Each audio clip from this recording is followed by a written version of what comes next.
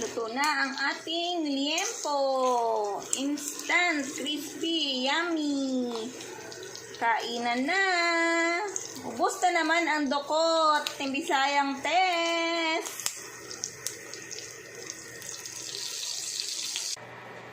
Hello, hello! For today's menu ay magluluto tayo ng liempo. Na-marinate na natin ito sa asin at paminta. And then, luluto na natin siya. Tips! Pag magluto tayo ng liempo, no need mantika na. So tara, samahan niyo ako. Mainit na yung ating pan. And ilagay na natin yung ating liempo.